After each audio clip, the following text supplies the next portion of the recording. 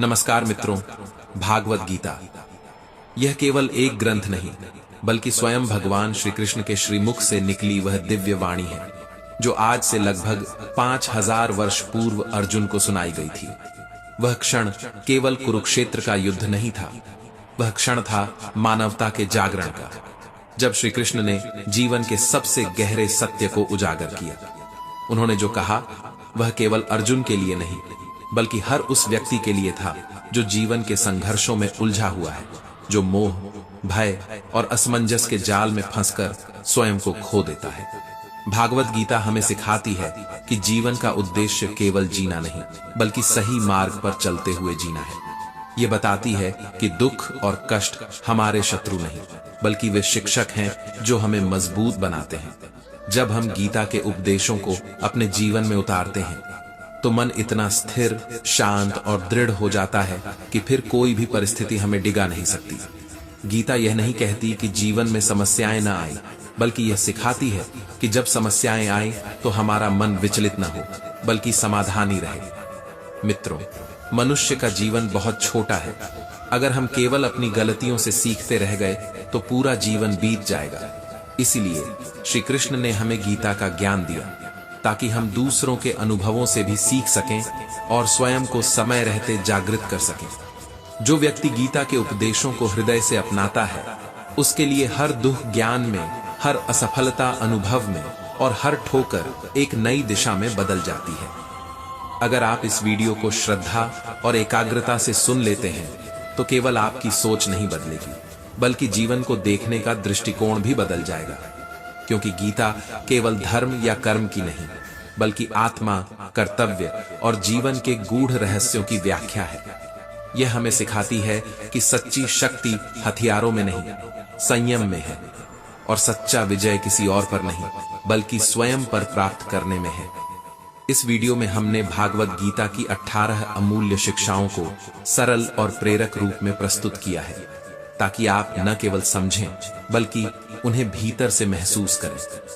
हर शिक्षा को हमने एक कहानी के रूप में जोड़ा है जिससे आप अनुभव कर सकें कि यह ज्ञान केवल शास्त्रों में नहीं, जीवन के हर पल में छिपा है। तो आइए मित्रों, इस दिव्य यात्रा की शुरुआत करें उस ज्ञान से जो स्वयं श्री कृष्ण ने दिया, उस सत्य से जो कालातीत है और उस प्रकाश से जो आज भी हर अंधकार को मिटा सकता है। यह केवल एक वीडियो नहीं बल्कि आत्मा के जागरण, मन के उत्थान और जीवन के सच्चे अर्थ को समझने की एक अनुभूति है। पहली सीख, मोह से मुक्ति। जीवन की सबसे बड़ी जंजीर मोह है और सबसे बड़ा भ्रम यह कि हम इसे प्रेम समझ बैठते हैं। इंसान जब तक दूसरों में सहारा ढूंढता रहेगा तब तक भीतर की शांति उससे दूर भागती रहेगी। तुम्हारे मन की सबसे बड़ी कमजोरी यही होती है कि तुम सोचते हो कोई और तुम्हारा सहारा बनेगा, कोई और तुम्हारे दुख को समझेगा, तुम्हारे दर्द को कम करेगा।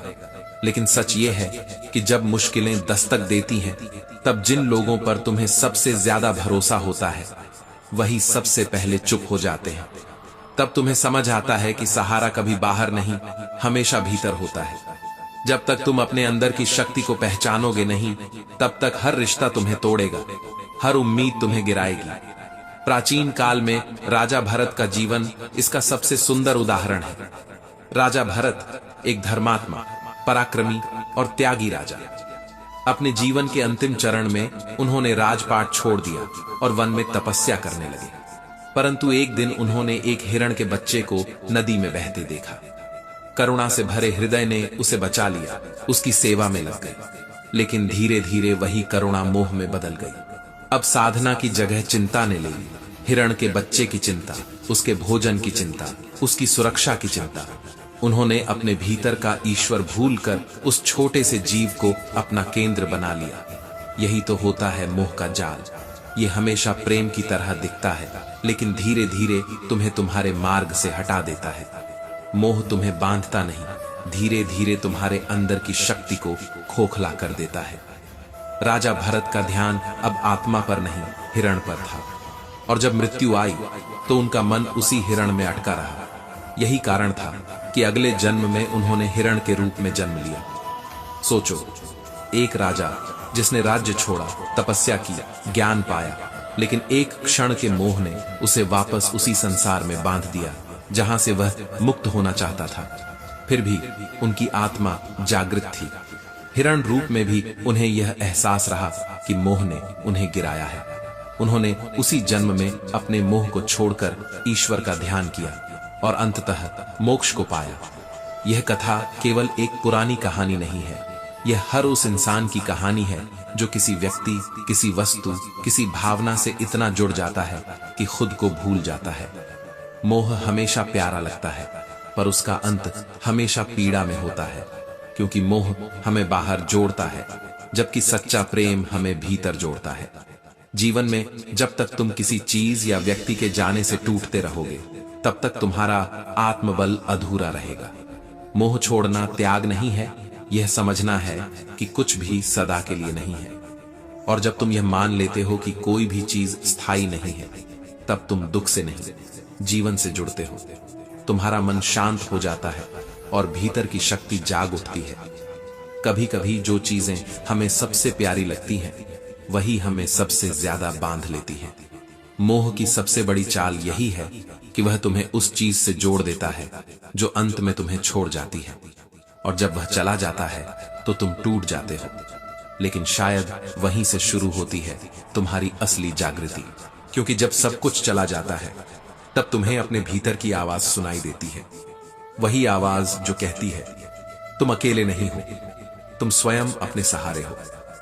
दूसरी सीख, अहंकार से दूरी जीवन का सबसे खतरनाक जहर अगर कोई है तो वह है अहंकार।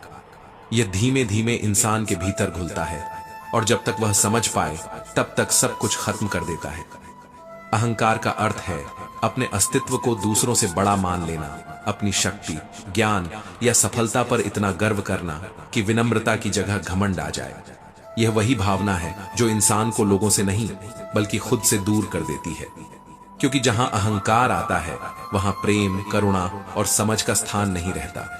अहंकार वह आग है जो भीतर से जलाती है और इंसान को उस ऊंचाई से गिरा देती है जहां तक वह स्वयं को पहुंच चुका समझता है।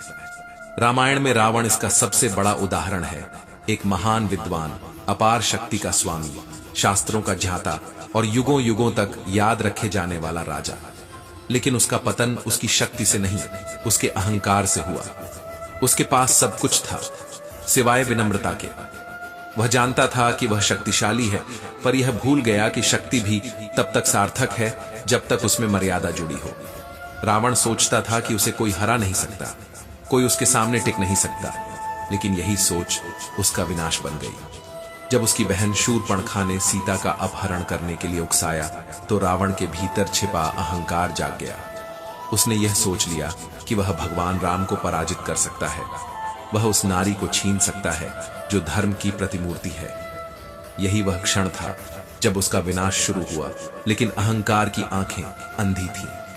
रावण ने उस समय केवल अपनी शक्ति देखी, लेकिन सत्य नहीं देखा। और यही तो अहंकार की सबसे बड़ी चाल होती है। यह इंसान को वास्तविकता से काट देता है, उसे यह विश्वास दिला देता है कि वह अजेय है। रावण का युद्ध केवल राम से नहीं था, वह अपने ही अहंकार से लड़ रहा था।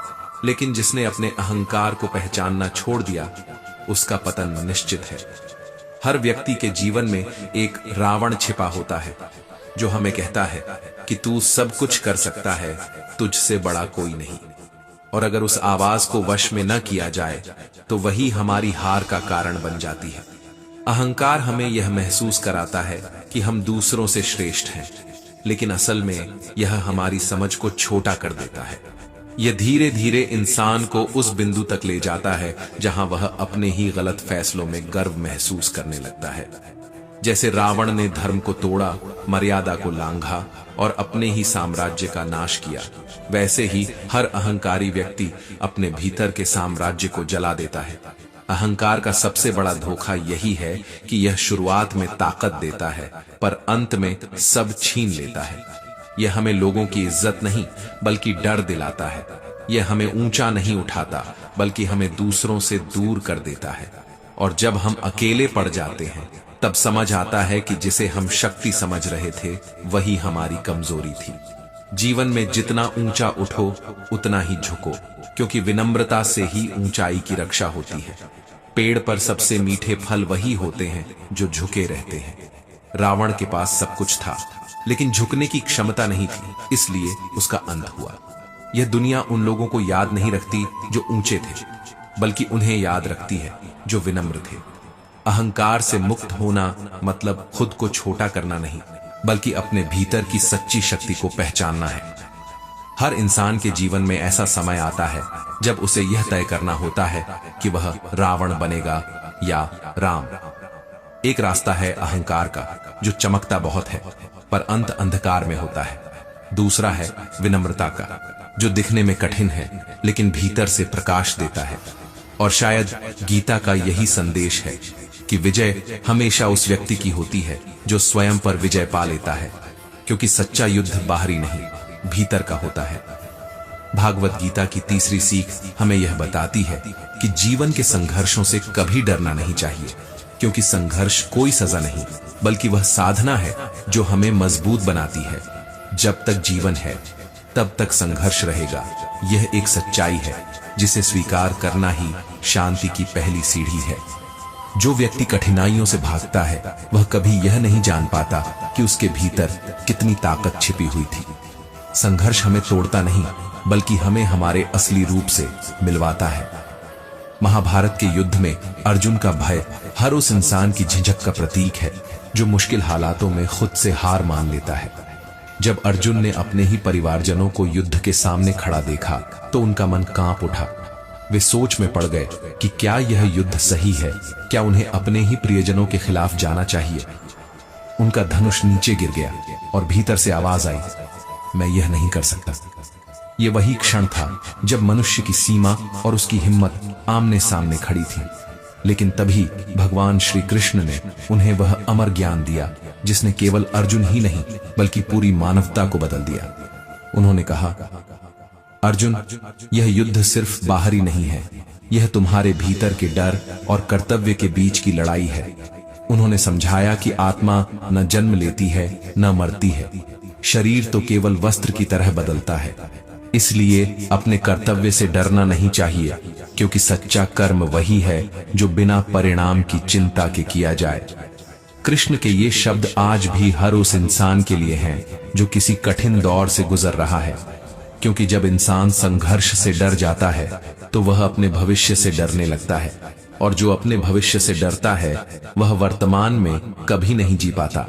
जीवन की हर चुनौती हमें यह याद दिलाने आती है कि अगर रात गहरी है तो सुबह और भी उजली होगी, लेकिन वह उजाला केवल उसे ही दिखता है जो अंधेरे में भी चलने की हिम्मत रखता है। अर्जुन ने जब भय को त्यागा और अपने कर्तव्य को स्वीकार किया, तब वह केवल योद्धा नहीं रहे, वह कर्मयोगी बन गए। यही वह क्षण था जब उन्होंने समझा कि जीवन में जो संघर्ष है वही तो हमें उस ऊंचाई तक ले जाता है जहां शांति और आत्मविश्वास का मिलन होता है। जब मन में विश्वास जागता है तब कोई भी युद्ध बड़ा नहीं लगता। कृष्ण ने कहा था, कर्तव्य करते रहो, क्योंकि कर्म ही तुम्हारी पूजा है। और यही बात जीवन का सबसे बड़ा सत्य है। कभी कभी हमें लगता है कि हमारे सामने खड़ी मुश्किलें बहुत बड़ी हैं, लेकिन असल में वे हमें मजबूत बनाने आई हैं। जैसे सोना आग में तपकर ही चमकता है, वैसे ही इंसान भी संघर्षों से गुजरकर ही अपना असली मूल्य पहचानता है। अगर अर्जुन उस दिन डरकर पीछे हट जाते तो न धर्म की विजय होती, न इतिहास में उनका नाम होता। इसलिए जब जीवन तुम्हें परखे तो पीछे मत हटना, क्योंकि हर कठिन पल तुम्हारे भीतर छिपे अर्जुन को बाहर लाने आया है। याद रखो, संघर्ष का मतलब हार नहीं होता। संघर्ष का मतलब है कि तुम अभी हार मानने को तैयार नहीं हो। और वही व्यक्ति जीवन में जीतता है जो हर बार गिरकर भी उठना जानता है। यही गीता की सच्ची शिक्षा है।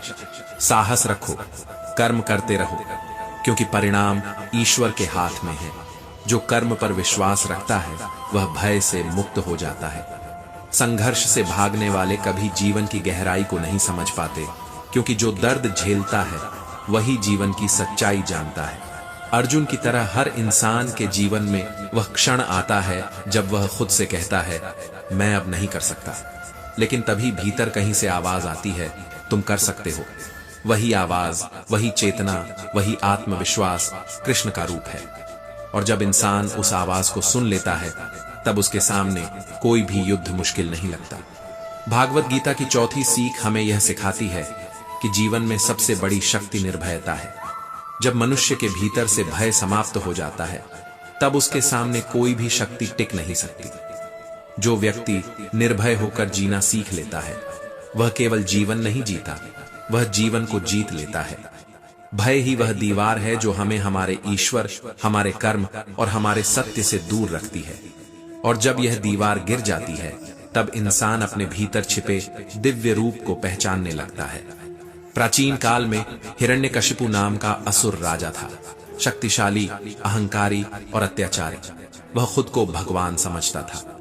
उसकी शक्ति इतनी थी कि देवता भी उसका सामना करने से डरते थे। लेकिन उसके अपने ही घर में उसका सबसे बड़ा विरोधी था, उसका पुत्र प्रहलाद, एक छोटा सा बालक, लेकिन दिल में भगवान विष्णु के लिए अटूट भक्ति और अडिग विश्वास।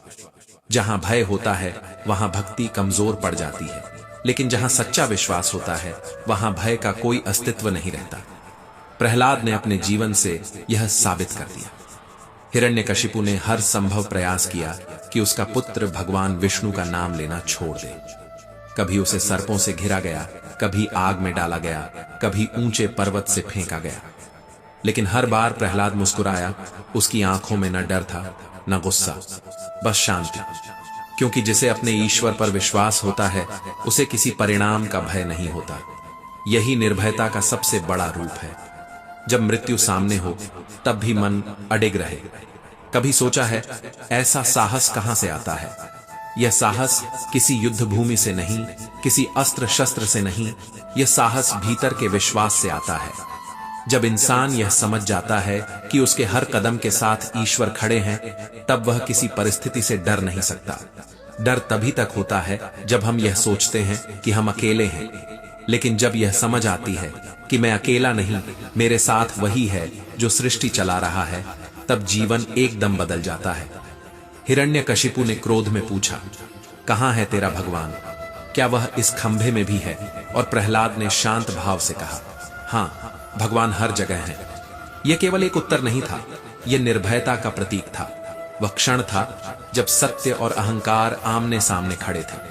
और जब हिरण्यकशिपु ने उस खंभे पर प्रहार किया, तब उसी निर्भय विश्वास से भगवान प्रकट हुए, नरसिंह रूप में, आधा मनुष्य, आधा सिंह, लेकिन पूरा सत्य।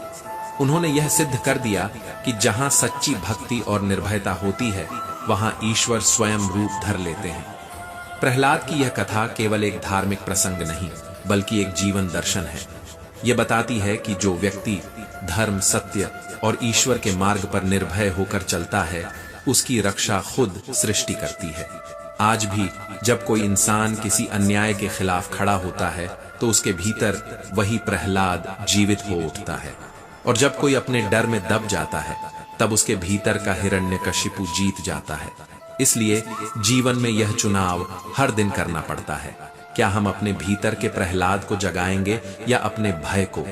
निर्भयता का अर्थ यह नहीं कि जीवन में डर की स्थितियां नहीं आएंगी।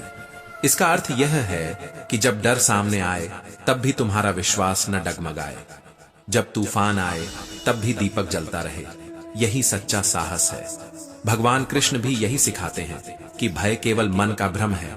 वास्तविकता में वह उतना बड़ा नहीं जितना हम उसे मान लेते हैं। जब तुम निर्भय होते हो, तब जीवन तुम्हारे आगे झुकता है। प्रहलाद का जीवन इस बात का प्रमाण है कि ईश्वर उनके साथ रहते हैं जो अपने सत्य पर अडिग रहते हैं। चाहे संसार कुछ भी कहे, चाहे समय कितना भी कठिन क्यों न हो, अगर तुम्हारे भीतर सच्ची निष्ठा और निर्भयता है, तो कोई भी शक्ति तुम्हें रोक नहीं सकती। डर को स्वीकार कर लेना ही उसे बड़ा बनाता है, लेकिन जब उसे नजरअंदाज कर दिया जाए, तब वह मिट जाता है। जीवन में हर किसी को कभी न कभी ऐसा क्षण आता है जब उसे लगता है कि अब सब खत्म हो गया, लेकिन वही क्षण तुम्हारे भीतर के विश्वास की परीक्षा होती है। अगर तुम उस समय भी कह सको, भगवान मेरे साथ हैं, तो समझो तुम्हारा आधा युद्ध उसी पल जीत लिया गया है। निर्भय रहो, क्योंकि भय तुम्हारा सबसे बड़ा शत्रु है और विश्वास तुम्हारा सबसे बड़ा मित्र। और जब इंसान का मित्र स्वयं ईश्वर का स्वरूप बन जाए, तब उसके जीवन में असंभव कुछ भी नहीं रहता। भागवत गीता की 5वीं सीख हमें यह गहराई से समझाती है कि आत्मा अमर है, शाश्वत है और कभी नष्ट नहीं होती। यह शरीर मिट सकता है पर आत्मा नहीं। शरीर तो केवल एक वस्त्र है जो पुराना होता है तो बदल जाता है, लेकिन आत्मा उसी तरह नई यात्रा पर निकल जाती है। गीता में भगवान श्री कृष्ण ने अर्जुन से कहा था, नयनम छिंदंती शस्त्राणि नयनम दहत्ति पावकः, अर्थात आत्मा को न कोई अस्त्र काट सकता है, न अग्नि जला सकती है, न जल भिगो सकता है, न वायु सुखा सकती है। जो इस सत्य को समझ लेता है वह कभी किसी मृत्यु से नहीं डरता, क्योंकि वह जानता है कि मृत्यु अंत नहीं बल्कि एक नए प्रारंभ का द्वार है। जीवन का सबसे बड़ा भय ही मृत्यु का भय है, और जब यह भय समाप्त हो जाता है तब मनुष्य वास्तव में जीना शुरू करता है। हम में से अधिकांश लोग यह भूल जाते हैं कि हम आत्मा हैं, शरीर नहीं। जब तक यह भ्रम रहता है तब तक हर चोट, हर हानि, हर विदाई हमें तोड़ देती है। लेकिन जिस दिन यह समझ आ जाती है कि आत्मा अजर अमर है, उस दिन जीवन की हर कठिनाई हमें मजबूत बनाती है, कमजोर नहीं। जब इंसान अपने भीतर की आत्मा को पहचान लेता है तब उसे कोई परिस्थिति डरा नहीं सकती। प्राचीन काल में एक बालक था, नचिकेता। उम्र छोटी थी पर आत्मा विशाल थी। उसके पिता ने क्रोधवश उसे यमराज के लोक भेज दिया। सोचो, एक छोटा बालक मृत्यु के द्वार पर अकेला खड़ा है। जहां हर जीव जाने से डरता है, वहां वह 3 दिन तक बिना भय, बिना चिंता के शांत बैठा रहा। यही तो आत्मा की पहचान है, जो न शरीर के ताप से हिलती है, न मृत्यु के भय से। जब यमराज लौटे तो उन्होंने इस बालक के धैर्य, उसकी स्थिरता और उसकी निडरता को देखकर कहा, तुम साधारण बालक नहीं, तुम सत्य की खोज में निकले एक ज्ञानी आत्मा हो। यमराज ने उसे 3 वरदान दिए। पहले में उसने अपने पिता की शांति मांगी, दूसरे में ज्ञान का यज्ञ, लेकिन तीसरे वरदान में उसने वह पूछा जो समूची मानवता सदियों से पूछती आई है, मृत्यु के बाद क्या होता है? यह प्रश्न सरल नहीं था और यमराज ने पहले टालने की कोशिश की। उन्होंने कहा, मैं तुम्हें धन, राज्य, ऐश्वर्य, दीर्घायु सब दे सकता हूं, बस यह प्रश्न मत पूछो। लेकिन नचिकेता का मन विचलित नहीं हुआ। उसने कहा, धन और वैभव नश्वर है, पर मैं उस सत्य को जानना चाहता हूं जो मृत्यु के पार है। यहां से हमें सबसे गहरी सीख मिलती है। सच्चे ज्ञान की खोज केवल वही कर सकता है जो सांसारिक प्रलोभनों से ऊपर उठ चुका हो, और यही आत्मा की यात्रा का आरंभ है। नचिकेता ने जो मार्ग चुना वह भय का नहीं, आत्मबोध का मार्ग था। यमराज ने अंततः उसे वह अद्वितीय ज्ञान दिया कि आत्मा न जन्म लेती है न मरती है। वह केवल एक शरीर से दूसरे शरीर में जाती है, जैसे कोई यात्री एक घर छोड़कर दूसरे घर में चला जाए। अगर हम इस सत्य को अपने भीतर उतार लें तो हमारा जीवन पूरी तरह बदल जाएगा। हम हर हानि, हर मृत्यु, हर अंत को एक नई शुरुआत की तरह देखने लगेंगे। कोई प्रिय जब हमें छोड़कर जाता है तो वह खोता नहीं, बस आगे बढ़ जाता है, एक नए शरीर में, एक नए अनुभव में। यह समझ हमें दुख से नहीं बल्कि शांति से भर देती है। मृत्यु का भय तब मिटता है जब इंसान यह समझ लेता है कि जो मरता है वह शरीर है, आत्मा नहीं। भगवान श्री कृष्ण ने भी यही कहा, जो हुआ वह अच्छा हुआ, जो हो रहा है वह अच्छा हो रहा है, और जो होगा वह भी अच्छा ही होगा। जब हम आत्मा के स्तर से सोचने लगते हैं तब हमें किसी भी परिस्थिति का भय नहीं रहता, क्योंकि हमें पता होता है कि हर अनुभव, हर घटना हमारी आत्मा की यात्रा का एक हिस्सा है। आत्मा अमर है। यह वाक्य केवल शास्त्रों की बात नहीं, यह जीवन का सबसे बड़ा सत्य है। लेकिन इस सत्य को समझने के लिए हमें भीतर उतरना होगा, खुद से मिलना होगा। यह समझ केवल पढ़ने से नहीं आती, यह तब आती है जब हम जीवन के गहराई में उतरकर महसूस करते हैं कि हम इस शरीर तक सीमित नहीं। जब यह एहसास जागता है तब इंसान का दृष्टिकोण ही बदल जाता है। वह अब हर रिश्ते, हर परिस्थिति, हर सुख दुख को आत्मा के अनुभव की तरह देखने लगता है। नचिकेता की कथा इसलिए अमर है क्योंकि उसने यह दिखाया कि सच्चा ज्ञान किसी उम्र का मोहताज नहीं होता। एक बच्चा भी अगर सत्य के मार्ग पर अडिग है तो उसे वह ज्ञान मिल सकता है जो देवताओं से भी परे है, वह ज्ञान जो मृत्यु को भी पराजित कर देता है। मृत्यु के द्वार पर भी जिसने मुस्कुराना सीख लिया वह वास्तव में जीवित है। जो व्यक्ति आत्मा की इस अमृता को समझ लेता है उसके लिए जीवन और मृत्यु के बीच का भेद मिट जाता है। वह अब किसी भी भय से मुक्त हो जाता है। उसके लिए सब कुछ एक यात्रा है, एक निरंतर प्रवाह। जैसे नदी बहती रहती है वैसे ही आत्मा चलती रहती है, एक रूप से दूसरे रूप में, एक अनुभव से दूसरे अनुभव में। और शायद यही कारण है कि जो व्यक्ति आत्मा की सच्चाई को जान लेता है वह मृत्यु को अंत नहीं बल्कि ईश्वर की ओर लौटने की यात्रा समझता है। भागवत गीता की छठी सीख हमें यह सिखाती है कि जीवन में सबसे बड़ी विजय दूसरों पर नहीं बल्कि स्वयं पर प्राप्त की जाती है। जो व्यक्ति अपनी इच्छाओं और इंद्रियों पर नियंत्रण रख सकता है वही सच्चा विजेता कहलाता है। संयम वह शक्ति है जो मनुष्य को भीतर से दृढ़ बनाती है। यह केवल एक गुण नहीं बल्कि आत्मा की रक्षा का कवच है। जब इंसान अपनी इच्छाओं के गुलाम बन जाता है तो धीरे धीरे उसका विवेक खो जाता है, उसका ध्यान बिखर जाता है और उसकी साधना अधूरी रह जाती है। लेकिन जब वह संयम को अपना लेता है तब वह संसार के सबसे कठिन प्रलोभनों के बीच भी शांत रह सकता है। जैसे कमल का फूल कीचड़ में खिलकर भी निर्मल रहता है। प्राचीन काल में विश्वामित्र एक महान आर्षि थे, ज्ञान, शक्ति और तप के प्रतीक। उन्होंने अपनी साधना से वह स्थान प्राप्त किया जहां केवल कुछ ही आत्माएं पहुंच पाती हैं। उनकी तपस्या इतनी प्रबल थी कि देवता तक चिंतित हो उठे। इंद्रदेव को भय हुआ कि विश्वामित्र की शक्ति कहीं स्वर्ग के संतुलन को न डिगा दे। इसीलिए उन्होंने उनकी परीक्षा लेने के लिए अप्सरा मेनका को भेजा। मेनका की सुंदरता अनुपम थी, उसकी मुस्कान वसंत जैसी और उसकी दृष्टि इतनी मोहक कि पत्थर भी पिघल जाए। विश्वामित्र का ध्यान टूटा, उनकी साधना भंग हुई और वे उस माया में खो गए जिसे वे वर्षों से जीतने का प्रयास कर रहे थे। यही तो जीवन का सबसे बड़ा विरोधाभास है। जब तुम सोचते हो कि अब तुम मजबूत हो गए हो, तभी जीवन तुम्हारी परीक्षा लेता है। और वह परीक्षा हमेशा उसी रूप में आती है जहां तुम्हारी सबसे बड़ी कमजोरी छिपी होती है। विश्वामित्र के साथ भी यही हुआ। उन्होंने जितनी शक्ति साधना से पाई थी उतनी ही जल्दी मोह ने छीन ली।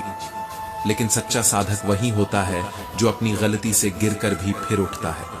विश्वामित्र ने जब यह समझ लिया कि उन्होंने अपनी इंद्रियों पर नियंत्रण खो दिया है तब उन्होंने स्वयं को कोसा नहीं बल्कि उन्होंने खुद को फिर से साधना में झोंक दिया। उन्होंने अपने भीतर की इच्छाओं को बुझाने की नहीं, समझने की कोशिश की। यही संयम का असली अर्थ है, किसी भावना को दबाना नहीं बल्कि उसे पहचानना और उस पर अधिकार पाना। उन्होंने वर्षों तक कठोर तपस्या की, हर प्रलोभन को अपने पास आने दिया लेकिन उसे अपने मन में प्रवेश नहीं करने दिया। यही सच्चा संयम है, जब तुम संसार में रहकर भी संसार से अछूते रहो, जब हर आकर्षण तुम्हारे सामने हो पर तुम्हारा मन विचलित न हो। विश्वामित्र ने इस बार अपनी साधना को इतनी गहराई से जिया कि उनका मन स्थिर हो गया, उनकी इच्छाएं शांत हो गई। वह अब किसी बाहरी चीज से नहीं, अपने भीतर के प्रकाश से पूर्ण थे। और इसी आत्म संयम की परिणति थी कि उन्होंने ब्रह्मर्षि का सर्वोच्च पद प्राप्त किया। वह स्थान जहां पहुंचना केवल ज्ञान से नहीं बल्कि स्वयं पर पूर्ण नियंत्रण से संभव होता है।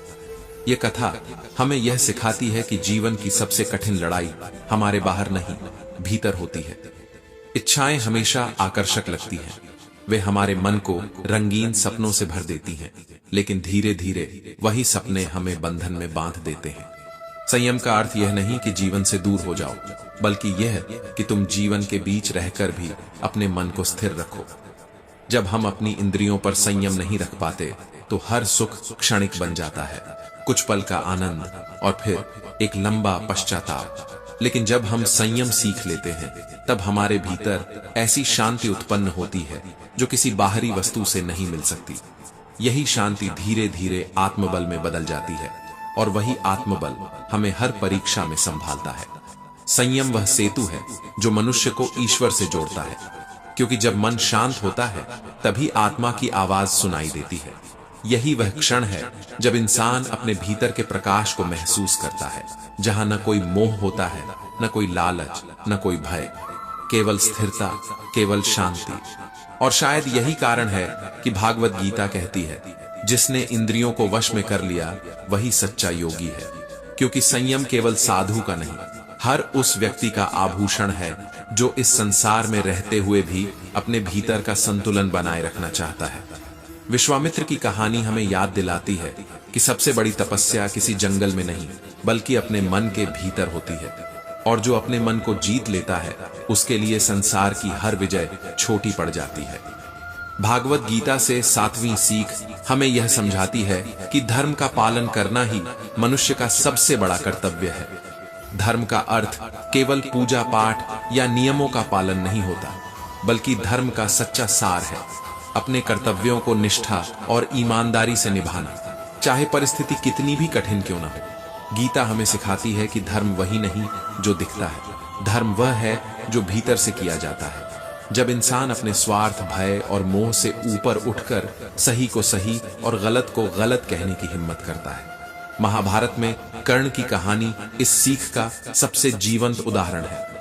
कर्ण जो कुंती और सूर्यदेव का पुत्र था, लेकिन जन्म के बाद त्याग दिया गया और एक सूत परिवार में पला बढ़ा। परिस्थितियां उसके खिलाफ थीं, समाज ने उसे हमेशा नीचा दिखाया, लेकिन उसने अपने कर्म और धर्म से कभी समझौता नहीं किया। वह जानता था कि उसके हिस्से में कठिनाइयां हैं, पर उसने उन्हें अपनी कमजोरी नहीं बनने दिया। जीवन भर उसने अपने कर्तव्यों का पालन किया, चाहे वह अपने गुरु परशुराम के प्रति समर्पण हो या अपने मित्र दुर्योधन के प्रति वफादारी। जब परशुराम को पता चला कि कर्ण क्षत्रिय है और उसने झूठ बोलकर उनसे शिक्षा ली है, तो उन्होंने उसे शाप दिया कि युद्ध के सबसे कठिन क्षण में वह अपने शस्त्र विज्ञान को भूल जाएगा। कोई और होता तो टूट जाता, लेकिन कर्ण ने उस शाप को भी अपने धर्म का हिस्सा मान लिया। उसने उसे स्वीकार किया, क्योंकि उसे पता था कि कर्म का फल भले ही जैसा हो, कर्म तो करना ही होता है। यही तो गीता का सार है, कर्म करो, फल की चिंता मत करो। कर्ण का जीवन त्याग, वफादारी और धर्म का प्रतीक है। जब इंद्रदेव ब्राह्मण के रूप में उसके पास आए और उससे उसकी कवच कुंडल मांगे, तब भी उसने बिना एक पल सोचे अपने जीवन की सबसे बड़ी सुरक्षा त्याग दी। उसे मालूम था कि इससे उसकी मृत्यु निश्चित है, फिर भी उसने दान धर्म का पालन किया। यह त्याग, यह निस्वार्थता, यही सच्चा धर्म है। क्योंकि धर्म वह नहीं जो हमें बचा ले, धर्म वह है जो हमें सच्चा बना दे। कर्ण की एक एक सांस में कर्तव्य की गंध थी। उसने कभी अपने दर्द को कारण नहीं बनाया, बल्कि उसे साधना बना लिया। जब उसके रथ के पहिए कीचड़ में धंसे, जब उसका जीवन अपने अंतिम क्षणों में था, तब भी उसने अर्जुन से कहा, मैं अभी भी युद्ध के नियमों का पालन कर रहा हूं। यही धर्म है। जब तुम्हारे पास कुछ नहीं बचा होता, तब भी तुम अपने कर्तव्य से पीछे नहीं हटते। कर्ण की कहानी हमें यह सिखाती है कि धर्म केवल विजय का मार्ग नहीं, बल्कि आत्मा की शुद्धि का माध्यम है। धर्म वही है जो मन को शांत करे, जो अहंकार को तोड़े और इंसान को भीतर से मजबूत बनाए। यह वह मार्ग है जहां हार में भी सम्मान होता है और पराजय में भी गरिमा। क्योंकि जो व्यक्ति अपने धर्म पर अडिग रहता है, वह कभी हारता नहीं। वह केवल समय के आगे झुकता है और समय ही एक दिन उसके आगे झुक जाता है। जीवन में जब भी परिस्थितियां कठिन हों, जब सही और गलत के बीच मन डगमगाए, तब कर्ण को याद करना चाहिए। वह व्यक्ति जिसने सब कुछ खोकर भी धर्म नहीं छोड़ा, जिसने अपमान सहकर भी ईमान नहीं छोड़ी, जिसने मृत्यु को सामने देखकर भी अपने कर्म का मार्ग नहीं छोड़ा। यही तो गीता की 7वीं सीख है। धर्म वही नहीं जो हमें सुविधा दे, धर्म वह है जो हमें सही राह दिखाए।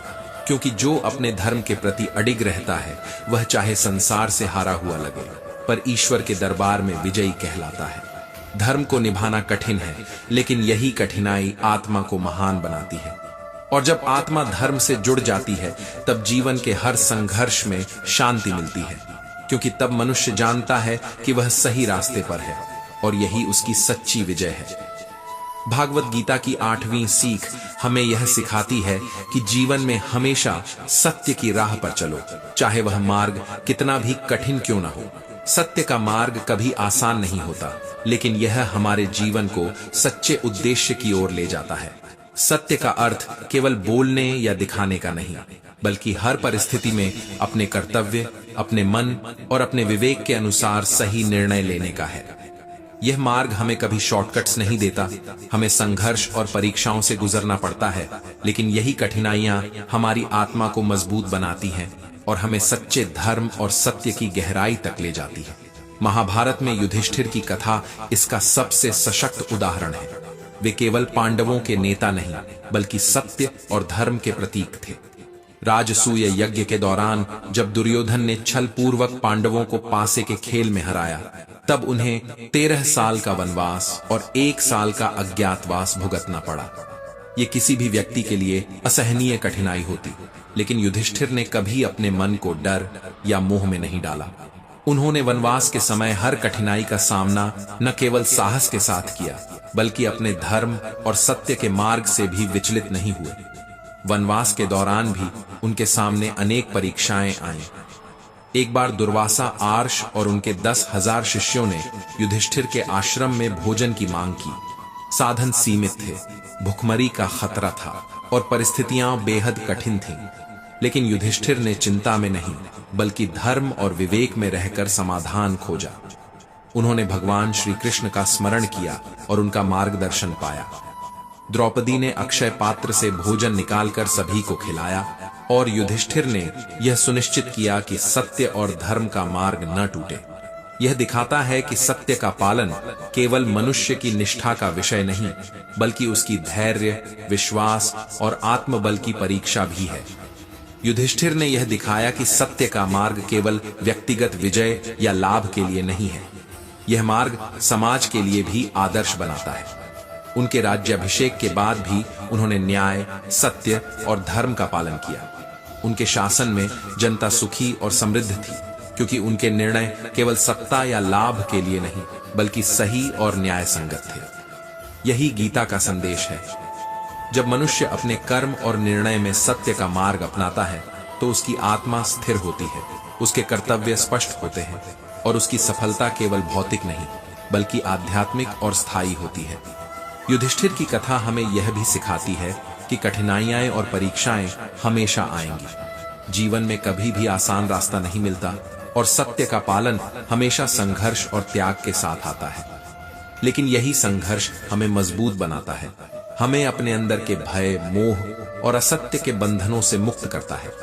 जो व्यक्ति कठिन परिस्थितियों में भी सत्य और धर्म का मार्ग नहीं छोड़ता, उसका मन स्थिर, आत्मा शुद्ध और जीवन सार्थक बन जाता है। यही कारण है कि गीता कहती है कि सत्य का मार्ग हमेशा कठिन होता है, लेकिन वही मार्ग हमें सच्चे उद्देश्य, स्थायी सफलता और आत्मिक शांति की ओर ले जाता है। सत्य का मार्ग केवल कर्तव्य की राह नहीं, बल्कि जीवन की सबसे बड़ी परीक्षा है। जब हम कठिनाइयों में भी अपने धर्म का पालन करते हैं, जब हम भय और मोह के बावजूद सही निर्णय लेते हैं, तब हम वास्तव में आत्मा की स्वतंत्रता और जीवन का उच्चतम सार समझ पाते हैं। युधिष्ठिर की तरह हम भी अपनी परिस्थितियों के बावजूद सत्य के मार्ग पर अडिग रह सकते हैं, और यही हमें जीवन में सच्ची विजय और स्थायी सम्मान दिलाता है। भागवत गीता का 9वां विचार हमें यह सिखाता है कि जीवन में कर्म करो, परंतु उसके फल की चिंता मत करो। यही निष्काम कर्म का सार है और यही सच्चा योग है। जीवन में अक्सर हम अपने प्रयासों को फल से जोड़ देते हैं। सोचते हैं कि अगर मेहनत का फल सही नहीं मिला तो हमारा प्रयास व्यर्थ गया। गीता हमें सिखाती है कि ऐसा सोचना हमें अस्थिर और दुखी बनाता है।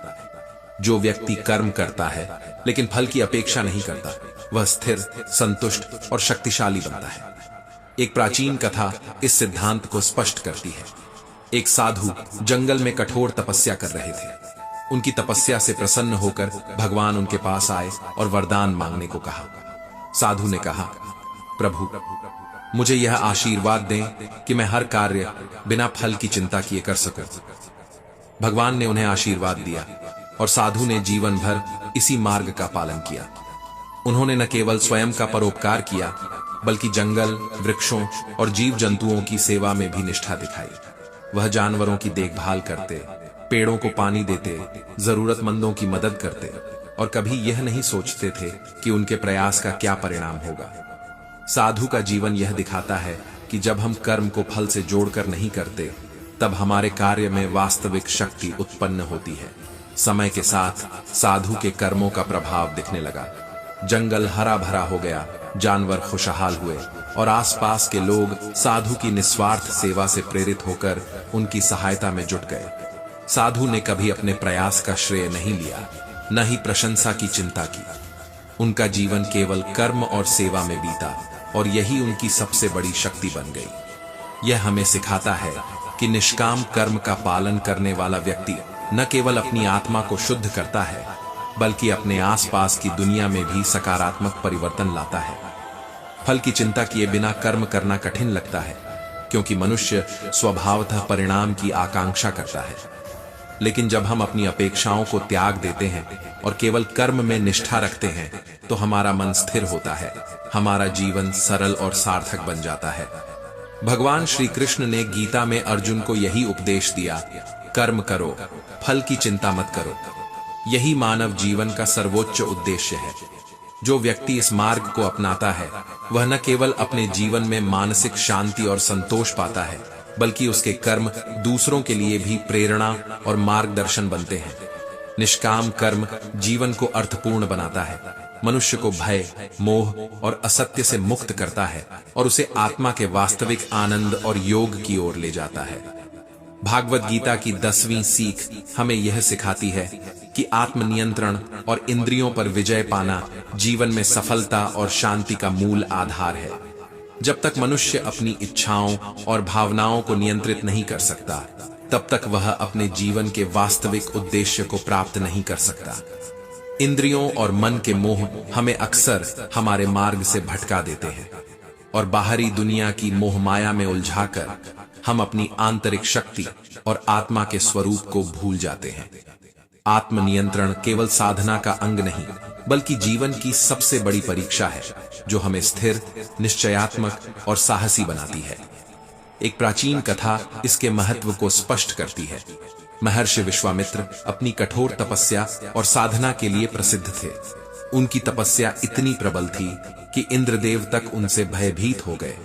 उन्होंने विश्वामित्र की तपस्या भंग करने के लिए अप्सरा मेनका को भेजा।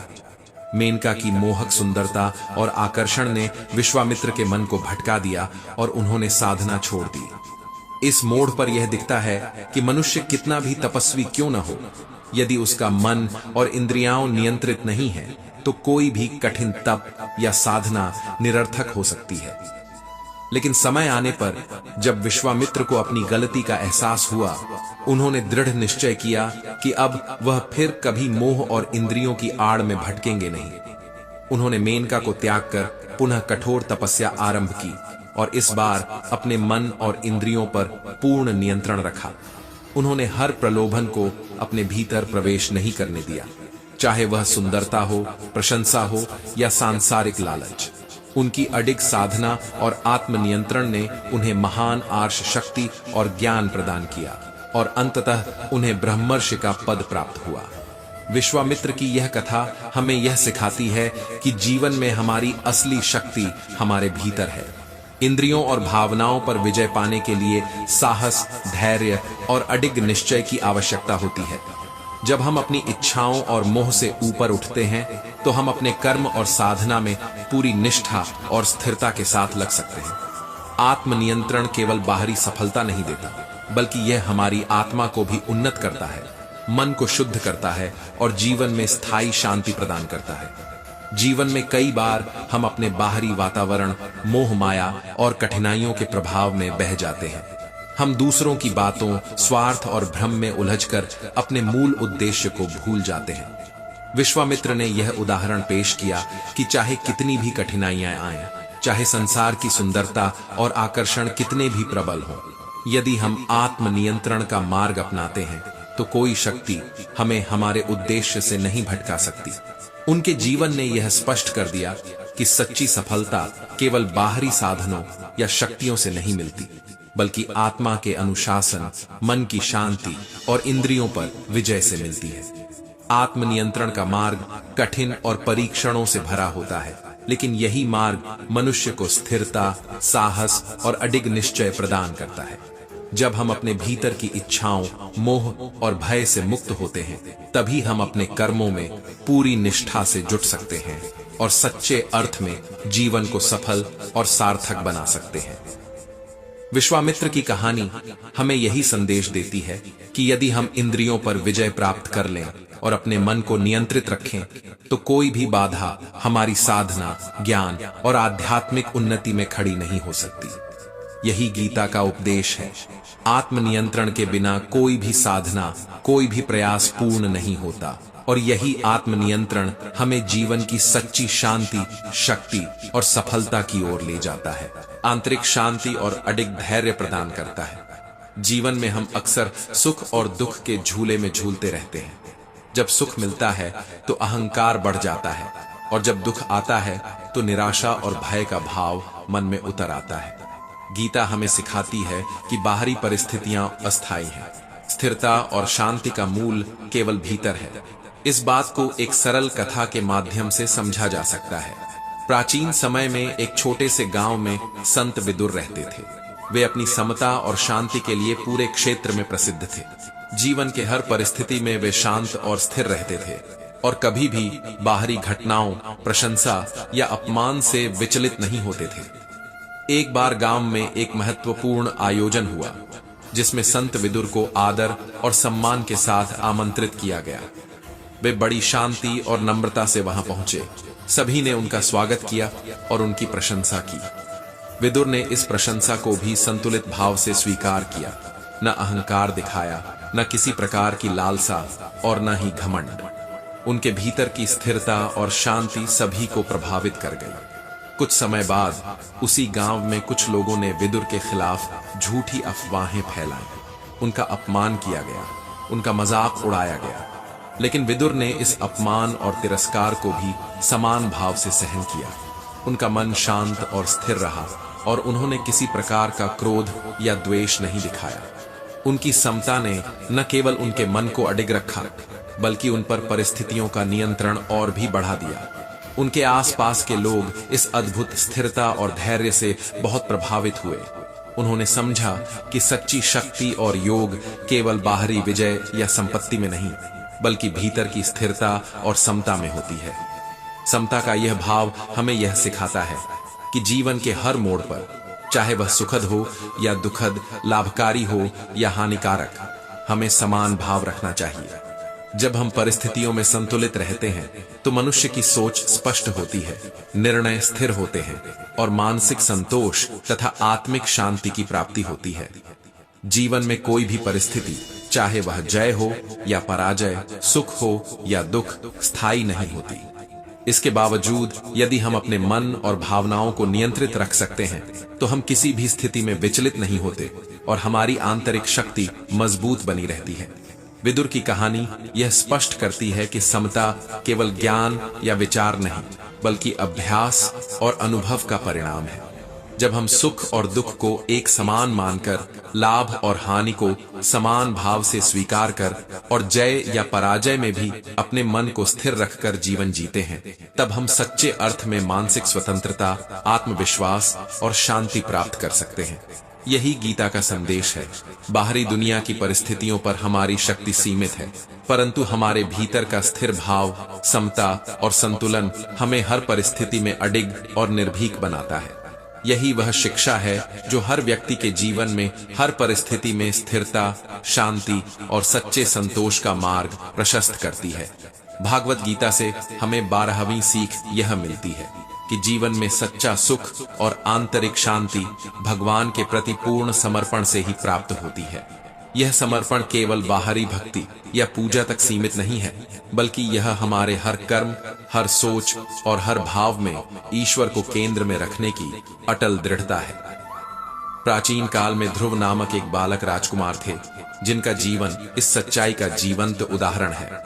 ध्रुव का जन्म राजसी परिवार में हुआ था, परंतु उनके पिता की दूसरी पत्नी ने उन्हें अपने पिता की गोद में बैठने से रोक दिया। उस समय ध्रुव ने अनुभव किया कि अपमान और असम्मान केवल बाहरी दुनिया के कारण नहीं, बल्कि मन के भीतर असंतोष और ईश्वर से अलगाव के कारण भी बढ़ते हैं। ध्रुव ने अपनी मां से पूछा कि उसे सच्चा सुख और सम्मान कैसे प्राप्त हो सकता है। उनकी मां ने उन्हें भगवान नारायण की शरण में जाने की सलाह दी। ध्रुव ने अपने बाल मन से ही इस सलाह को गहराई से समझा और वन की ओर प्रस्थान किया। वहां उन्होंने कठोर तपस्या और ध्यान आरंभ किया। उनका समर्पण इतना प्रबल था कि उन्होंने भोजन और नींद तक का त्याग कर दिया और केवल भगवान का स्मरण और ध्यान करते रहे। यह समर्पण केवल एक कर्तव्य नहीं था, बल्कि उनके पूरे अस्तित्व का उद्देश्य बन गया। ध्रुव की तपस्या और निष्ठा से भगवान नारायण अत्यंत प्रसन्न हुए और प्रकट होकर उन्हें वरदान दिया।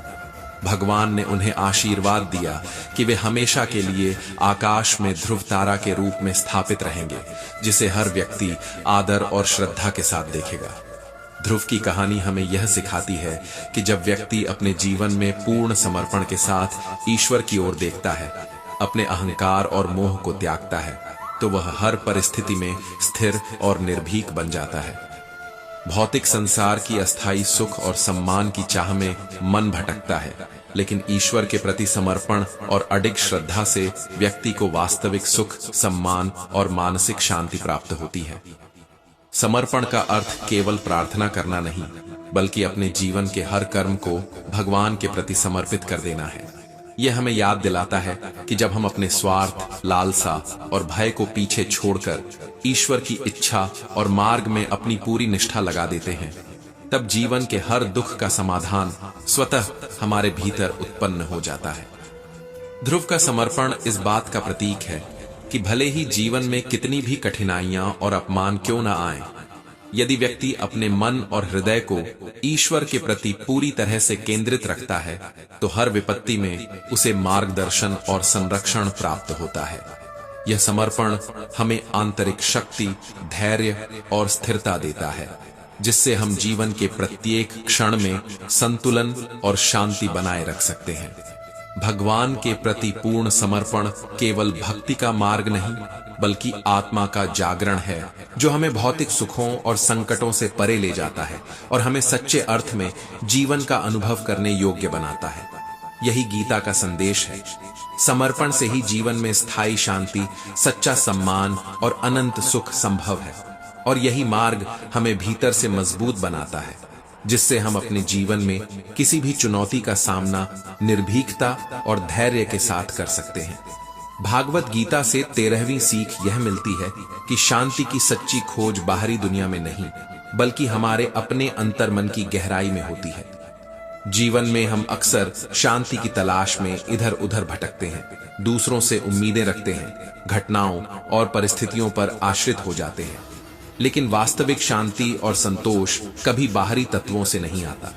एक समय की बात है, एक युवक अपने गांव से दूर एक शांत जंगल में आश्रम स्थापित करने गया। उसने अपने जीवन का अधिकांश समय ध्यान, तपस्या और साधना में बिताना शुरू किया, लेकिन उसके भीतर की अशांति उसे लगातार परेशान करती रही। उसका मन हर समय विचारों, चिंताओं और बेचैनी से भरा रहता था, और उसे समझ नहीं आता था कि कैसे वह इस मानसिक हलचल से मुक्त हो सकता है। युवक ने अपने गुरुजन से मार्गदर्शन मांगा। गुरु ने उसे समझाया कि शांति की खोज केवल बाहरी दुनिया में नहीं है, न ही यह किसी भौतिक संपत्ति, प्रसिद्धि या उपलब्धियों में मिलती है। शांति वास्तव में हमारे अंतर्मन में है, हमारे विचारों और भावनाओं की स्थिरता में है। गुरु ने उसे एक विशेष ध्यान विधि सिखाई, जिसमें युवक को अपने विचारों को पहचानने, उन्हें नियंत्रित करने और उन्हें स्थिर करने के अभ्यास में प्रतिदिन समय देना था। शुरुआत में यह कठिन और असंभव सा लगा, क्योंकि हमारा मन स्वभाव से अशांत और विचलित होता है। लेकिन युवक ने हिम्मत नहीं हारी। उसने लगातार प्रयास करना जारी रखा और हर दिन ध्यान में बैठकर अपने मन की गति और विचारों को समझने और स्थिर करने की प्रैक्टिस की। धीरे धीरे उसके भीतर परिवर्तन शुरू हुआ। उसका मन अब उतना विचलित नहीं होता था। वह अपने विचारों में संतुलन महसूस करने लगा। उसकी अंदरूनी अशांति कम होने लगी और वह प्रत्येक परिस्थिति में अधिक स्थिर और संतुलित रहने लगा। उसने अनुभव किया कि जब हम अपने अंतर्मन की गहराई में जाते हैं, अपने विचारों को नियंत्रित और संयमित करते हैं, तो हम बाहरी घटनाओं और परिस्थितियों से प्रभावित नहीं होते। उसकी आंतरिक दुनिया अब उसकी शांति का स्रोत बन गई थी और उसने अपने जीवन में एक अद्भुत स्थिरता और संतोष पाया। भागवत गीता से 14वीं सीख यह मिलती है कि सच्चा ज्ञान आत्मज्ञान में है। अपने आप को जानना और अपनी आत्मा का साक्षात्कार करना ही वास्तविक समझ और शक्ति है। यह केवल पुस्तकों या दूसरों की बातों से प्राप्त नहीं होता, बल्कि स्वयं के अनुभवों, अपनी अंतरात्मा की आवाज को सुनने और अपने जीवन के हर पहलू को समझने से प्राप्त होता है। एक समय की बात है, एक छोटे से गांव में अर्जुन नामक एक युवक रहता था, जो अपने जीवन में कई कठिनाइयों और संघर्षों से जूझ रहा था। वह निरंतर सोचता रहता था कि क्यों उसे इतनी चुनौतियां मिलती हैं और कैसे वह इनसे बाहर निकल सकता है। उसकी बेचैनी और भ्रम की स्थिति देखकर उसके गुरु ने उसे मार्गदर्शन देने का निश्चय किया। एक दिन अर्जुन ने अपने गुरुदेव से प्रश्न किया, गुरुदेव, मुझे जीवन के संघर्षों से कैसे निपटना चाहिए? मैं बार बार गिरता हूं और उठने की शक्ति भी कभी कभी कम लगती है। गुरुदेव ने मुस्कान के साथ उसे उत्तर दिया, अर्जुन, संघर्ष से मत डरो, यही तुम्हें मजबूत बनाते हैं। जैसे कुरुक्षेत्र के धर्म युद्ध में तुम्हें अपने अंतर्निहित धर्म को समझने और निभाने के लिए युद्ध करना पड़ा, वैसे ही जीवन के संघर्ष तुम्हें अपनी असली स्थिति, अपनी शक्ति और अपनी कमजोरी का एहसास कराते हैं। संघर्ष तुम्हें भीतर से मजबूत बनाते हैं और आत्मा को जागृत करते हैं। हर कठिनाई, हर चुनौती तुम्हारे लिए एक अवसर है खुद को जानने और अपनी क्षमताओं का साक्षात्कार करने का। अर्जुन ने गुरुदेव के शब्दों को गहराई से समझा और अपने जीवन में आत्मनिरीक्षण करना शुरू किया। उसने देखा कि हर संघर्ष केवल उसके खिलाफ नहीं है, बल्कि उसके भीतर छिपी शक्तियों और संभावनाओं को बाहर लाने का माध्यम है। जब वह कठिनाई में फंसता तो अब वह डरता नहीं, बल्कि अपने मन और आत्मा की शक्ति को महसूस करता। उसने यह समझा कि बाहरी परिस्थितियों का डर या असफलताओं का भय हमें कमजोर नहीं बनाता, बल्कि हमारी आत्मा का असली स्वरूप तब उभरता है जब हम इन अनुभवों का सामना धैर्य और समझ के साथ करते हैं। युवक अर्जुन ने हर संघर्ष को एक अवसर माना, अवसर अपनी आत्मा को जानने, अपनी सीमाओं और क्षमताओं को पहचानने का। उसने अनुभव किया कि जब हम अपने अंदर झांकते हैं, अपने मन और आत्मा को समझते हैं, तो जीवन की असंख्य परेशानियां केवल मार्गदर्शक बन जाती हैं। हर गिरावट उसे और मजबूत बनाती, हर कठिनाई उसे और जागरूक करती और हर विपत्ति उसे अपने सच्चे आत्मा स्वरूप की ओर खींचती। उसने जाना कि आत्मज्ञान केवल ज्ञान प्राप्त करना नहीं है, बल्कि अपने भीतर के डर, मोह, अहंकार और कमजोरियों को पहचानना और उन्हें परास्त करना है। भागवत गीता से 15वीं सीख यह मिलती है कि कर्म ही पूजा है और निष्काम कर्म ही सच्ची भक्ति है। जीवन में केवल शब्दों या दिखावे से पूजा नहीं होती, बल्कि अपने कर्मों में निष्ठा, समर्पण और ईश्वर के प्रति श्रद्धा के साथ किया गया कार्य ही असली पूजा कहलाता है।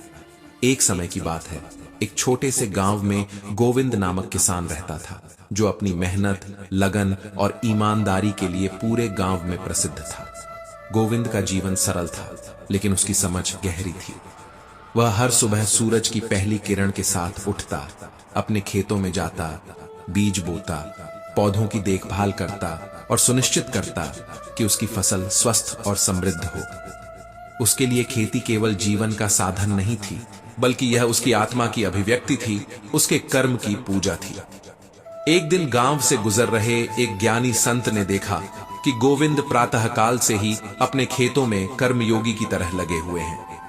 संत ने उनके समर्पण और लगन को महसूस किया और पास जाकर उनसे पूछा, गोविंद, तुम्हें रोजाना इतनी मेहनत करने की प्रेरणा कहां से मिलती है?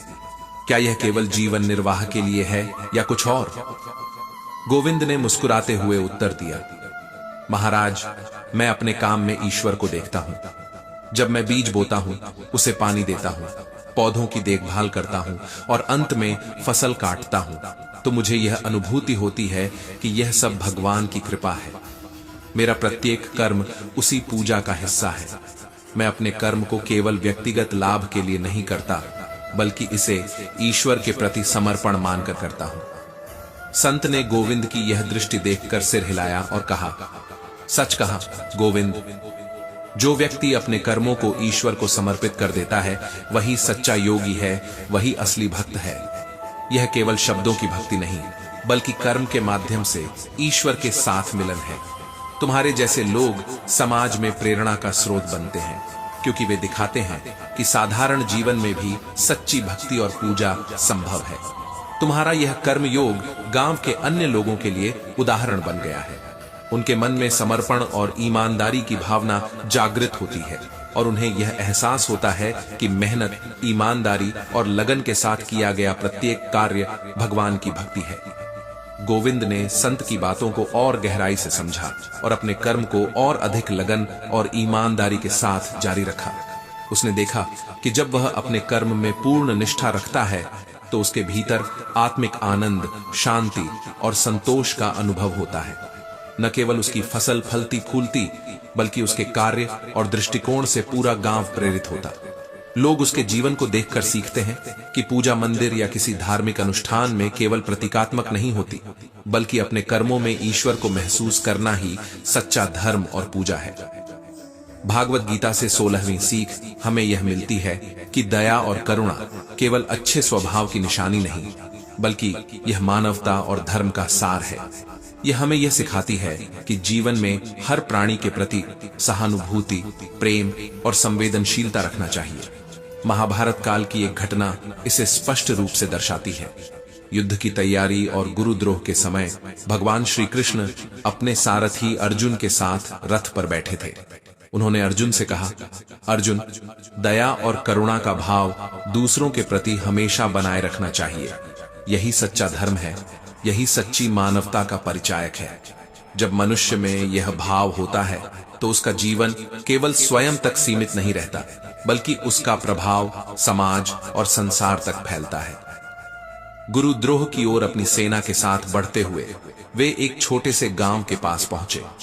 वहां उन्हें एक वृद्ध स्त्री पड़ी मिली जो बेहोशी की हालत में थी। उसके चारों ओर लोग थे, लेकिन किसी ने उसकी मदद नहीं की। अर्जुन ने उस स्त्री को देखकर तुरंत उसके पास जाकर उसका हाल पूछा। उन्होंने उसे जल पिलाया, उसकी सुरक्षा सुनिश्चित की और उसके परिवार के सदस्यों से मिलकर स्थिति समझी। अर्जुन ने यह देखा कि केवल सहानुभूति ही नहीं, बल्कि सक्रिय रूप से किसी की सहायता करना ही दया और करुणा की असली अभिव्यक्ति है। उन्होंने वृद्धा के प्रति करुणा के भाव को जीवन में उतारा, उसे सम्मान और मानवीय दृष्टि से देखा और उसे सुरक्षित स्थान पर पहुंचाया। यह घटना अर्जुन के लिए केवल एक शिक्षा नहीं, बल्कि एक अनुभव बन गई।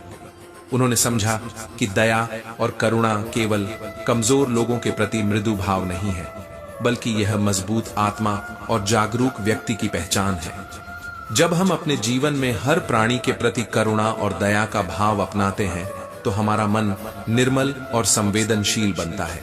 हमारे कर्म केवल शारीरिक या भौतिक नहीं रह जाते, बल्कि उनमें आध्यात्मिकता और जीवन की गहराई समाहित हो जाती है। इस अनुभव ने अर्जुन को यह सिखाया कि दया और करुणा का भाव केवल दूसरों के लिए नहीं, बल्कि हमारे अपने मन, आत्मा और जीवन की उन्नति के लिए भी अत्यंत महत्वपूर्ण है। भगवान श्री कृष्ण की शिक्षा ने यह स्पष्ट कर दिया कि सच्चा धर्म केवल नियम कायदे या विधियों का पालन नहीं है, बल्कि यह हर प्राणी के प्रति करुणा और दया का भाव बनाए रखने में है। जब हम अपने आसपास के हर जीव, चाहे वह मानव हो या अन्य प्राणी, के प्रति संवेदनशील होते हैं तो हमारी आत्मा की ऊंचाई बढ़ती है, हमारा मन शांति और संतोष से भरता है और हमारे जीवन के निर्णय सच्चाई और न्याय पर आधारित होते हैं।